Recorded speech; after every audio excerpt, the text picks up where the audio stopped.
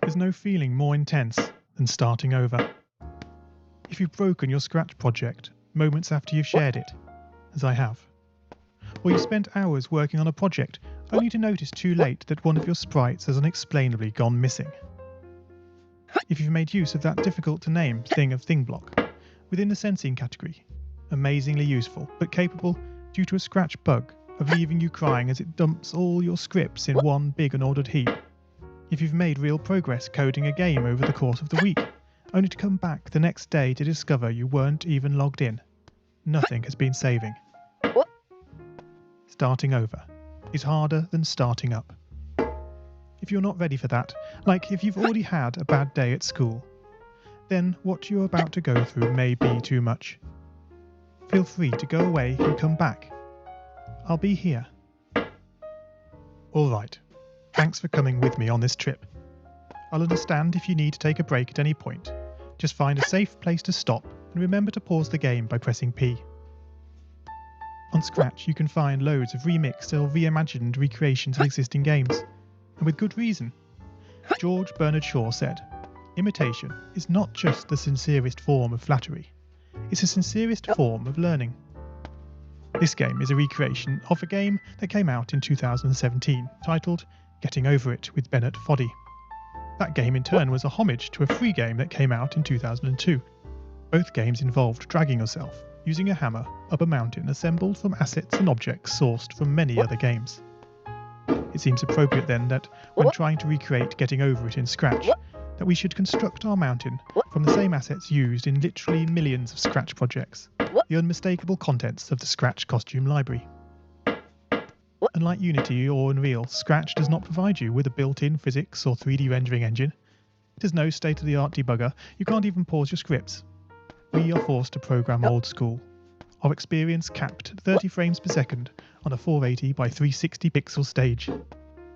But these very restrictions force us to experiment, to think out of the box, to grow as developers as we become masters of all things Scratch. And let's not forget, what we lack in technology, we make up for in community.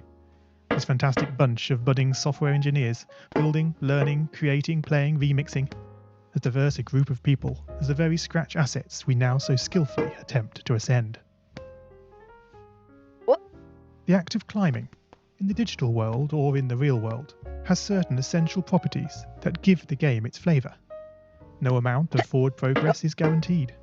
When you start Getting Over It, you're standing next to a dead tree, which blocks the way to the entire rest of the game. You prod and poke at it, exploring the limits of your reach and strength, trying to find a way up. When starting a new Scratch project, that initial blank slate is both refreshing and at times a little scary. Wouldn't it be great if we could travel forward in time and review our finished projects to see how well they turned out? I certainly wish we could. The real draw of coding, what gives it that special zing, is the challenge of accomplishing something you've never done before. At this point, you don't want to fall into the trap of rushing into creating loads of content, designing all the levels, the player costumes, all the easier stuff that can be perfected later.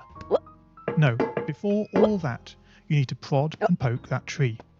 That is, understanding the coding difficulties you're expecting to face, and try out any ideas to solve them.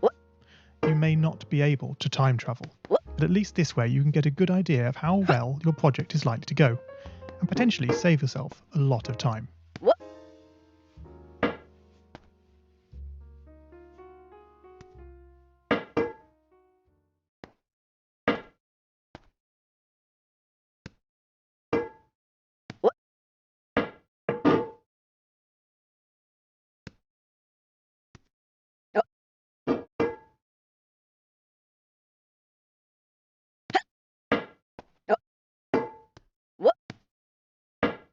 Oh man, you lost a lot of progress.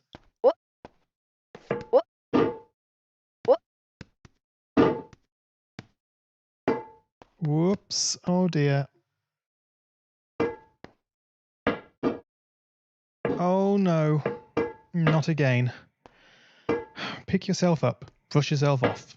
Back up you go.